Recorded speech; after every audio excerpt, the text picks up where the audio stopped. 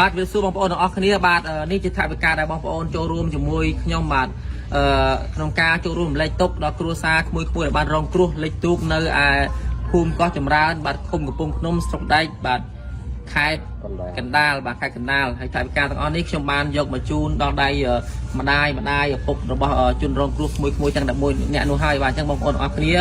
សូមអនុមោទនាបុណ្យកុសលជូនបងប្អូនទាំងអស់គ្នាផងបាទដោយសារបងប្អូនមានទឹកចិត្តបាទក្នុងការអាណិតស្រឡាញ់បាទជួយរួមលេខទុកដល់ពុកម៉ែបងប្អូនទាំងអស់ដែលគាត់រងគ្រោះបាទកូនរបស់គាត់រងគ្រោះក្នុងបរិយាហេតុលេខទូកនោះអញ្ចឹងខ្ញុំបាទសូមជូនគាត់តែម្ដងបាទអរគុណចាំបងប្អូនគ្នាហើយក្នុងមួយគ្រួសារនេះ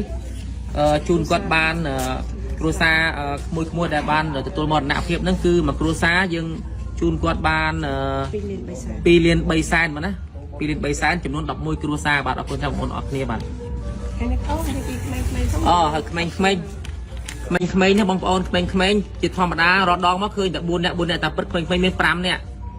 បាទក្មេងៗមាន5 នាក់ប៉ុន្តែកន្លងមកឃើញតែ4 នាក់ដល់ពេលខ្ញុំមកផ្ទាល់សួរផ្ទាល់ទៅទើបដឹងថាមាន5 នាក់បាទអញ្ចឹងថ្ងៃនេះខ្ញុំក៏បានដកថវិកាខ្ញុំ1 លានរៀលទៀតដើម្បីឧបត្ថម្ភទៅក្មួយប្រុសម្នាក់ដែលអត់បានរាប់ចូលចំណោម4 នាក់កន្លងមកហ្នឹងបាទអញ្ចឹងសារនេះយើងថែមតែគ្រប់5 នាក់ហ្មងអរគុណចាំបងប្អូនគ្នាតាទុកបងប្អូននេះថវិកាបងប្អូនគាត់បានចូលរួមជាមួយខ្ញុំបាទមិនមែនជាថវិកាខ្ញុំទេថវិកានេះគឺថវិកាបងប្អូនបានចូលរួមលេខទុកបងប្អូនអរគ្នាបាទតាមរយៈ page ខ្ញុំណាបងប្អូនណាចូលរួមលេខទុកផងមេងបាទបាទអរគុណបាទស្ដាមចូលលេខទុកផងមេងបាទអរគុណបងប្អូនអរគ្នាឥឡូវជូនបងជូនម្សិលបងប្អូនអរគ្នាផងហើយមីងមានអីអរគុណទៅពូមីងហើយមានអីទេបាទសូមថ្លែងអំណរគុណដល់សប្បុរសជនទាំងអស់ទាំងក្នុងនិងក្រៅប្រទេសដែលបានជួយឧបត្ថម្ភក្នុងកម្មវិធីបុណ្យសពកូនរបស់នាងខ្ញុំដែលស្លាប់ដោយសារគ្រោះលិចទូកនៅថ្ងៃទី13នេះខ្ញុំសូមថ្លែងអំណរគុណយ៉ាងជ្រាលជ្រៅហើយក៏សូមជូនពរលោកទាំងអស់គ្នាឲ្យជួបតែសេចក្តីសុខនិងសេចក្តីចម្រើនឲ្យសុខគ្រប់ក្រុមគ្រួសារទាំងអស់គ្នានឹងចា៎បងប្អូនទាំងអស់គ្នាបាទឥឡូវនេះថវិកាដែលខ្ញុំបែងចែកពីថវិការបស់បងប្អូនហ្នឹងគឺសម្រាប់តែក្មេងៗដែលនៅមានជីវិត4 នាក់តាមពិតជាក់ស្ដែងមានដល់5 នាក់បងណា5 នាក់គឺអូននេះមួយទៀតប៉ុន្តែអត់មាននៅក្នុងឈ្មោះទេកន្លងមកណាអញ្ចឹងខ្ញុំថែមថវិកាខ្ញុំ1 លានទៀតឲ្យបាន1 លានស្មើគ្នាដើម្បីជួយដល់បងប្អូនប្រុសហ្នឹងអូនមកសួរអូននេះមកគៀកពេចបានអូនអាចមានឈ្មោះអញ្ចឹងកន្លងមកមានមិនតែខ្ញុំអត់បានទៅប្រាប់គេអូអត់ប្រាប់គេណាបាទខ្ញុំអូនឯងក្នុងព្រឹត្តិការណ៍លេខទូកហ្នឹងដែរបាទខ្ញុំនៅតោងទូកតោងជាប់តោងទូកជាប់ទូកអត់លេខទូកហ៎ទូកវាលេខដែរមិនតែនំលេខហ្នឹងតាមមកជួយបានអូទូកលេខតែលេខយឺតបាទទៅចូលខ្យល់ដែរតែខ្ញុំយកដៃគាត់អញ្ចឹងអូអញ្ចឹងតាមកជួយហែមកជួយហ្មង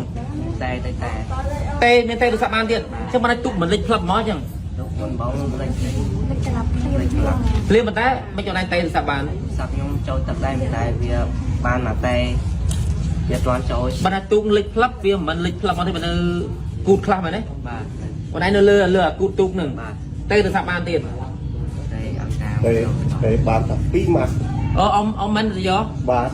តែអូណែអ៊ំចេញមកក្រៅអ៊ំចេញមកក្រៅមើលអីបងប្អូនអរគ្នានេះក្មេងទី5ដែលបងប្អូនអរគ្នាអត់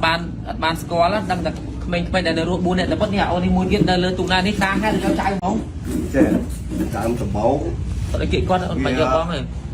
វាតែទៅខ្ញុំតែទៅនឹងវាចេះបានអាចៅមួយទៀតអាតូចទៀតវាអ្នកមើលទូរស័ព្ទចឹងទទួលចុចទៅចំដល់សារនោះវាចុចចូលដល់វាចុចចូលអានោះវាទទួលភ្លាមដល់ទទួលភ្លាមគ្រាន់ថាទូកលេចឲ្យប្រាប់តាយកកានមកផកគាត់តែប៉ុណ្្នឹងអានោះគូប្រាប់ខ្ញុំថាតាទូកលេចឲ្យអាសាទេមកឲ្យយកកានទៅផកហើយវាតែពីម៉ាក់ហ្នឹងអាលត់ហ្មងហើយខ្ញុំនឹកឃើញថាអស់សង្ឃឹមហើយចៅទេហ្នឹងទេបានតែអាពើវាពងស្វែស្វាហ្នឹងណាហើយដល់អាពើខ្ញុំមិននឹកថាវាបានស្រួលហើយបានវាឆោទេនឹកថាពងទេហ្នឹងប្រហែលជាវាពងទេហ្នឹងប្រហែលជាវាតដេតដឡើងអីអាពើទូកទំលិចមកមិនទាន់ដល់វាហ្នឹងហើយអញ្ចឹងមុំខ្ញុំមកដល់នឹកឃើញអស់សង្ឃឹមមកចៅតែដល់មកដល់ខ្ញុំស្រែកខាងអាសា វាឆ្លងបាតដល់បាតមិនឃើញវាទេឃើញអាវសហើយចាំអាវខ្មៅឥឡូវមិនឃើញអាវសមិនដឹងថានេះនៅមួយទៀតនៅនឹង អូដែលនៅនឹងដែរเนาะ ខ្ញុំហក់ចេញពីទូកហក់ប្រឆេះតែក៏ទាំងហ្នឹងវាបកមកខាងស្ដាំដៃអស់បងតែពេលទៅខ្ញុំហក់ទៅខាងលិចហក់ទៅខាងឆ្វេងដៃ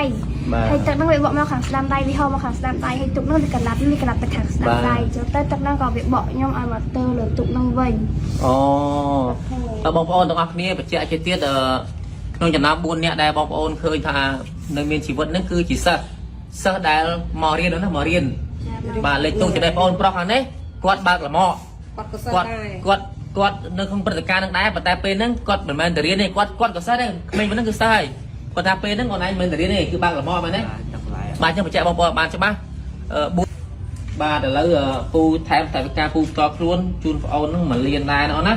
បាទហើយសង្ឃឹមតែបងប្អូននឹងបានឃើញជួយគាត់ទៀតហើយបងប្អូនដែលបានរួចរឿងរៀនមានជីវិតហ្នឹងអរគុណណាអូនណាជីវិតបាយណាអូនណាបាទនេះបងស្រីនេះបានឃើញហើយបងហ្វីលីបសម្ភារបាទហើយ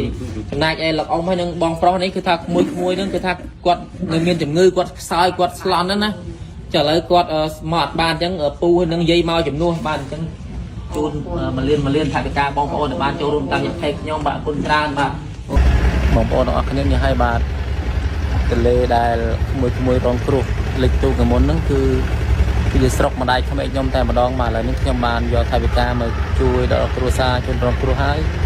កំពុងទៅវិញឥឡូវថតឲ្យបងប្អូនមើលទន្លេគឺទន្លេអញ្ចឹងបងណាមានដើមចេកមានដើមអីអញ្ចឹងបាទមានស្មៅមានកប្លោកអីហ្នឹងអញ្ចឹងណា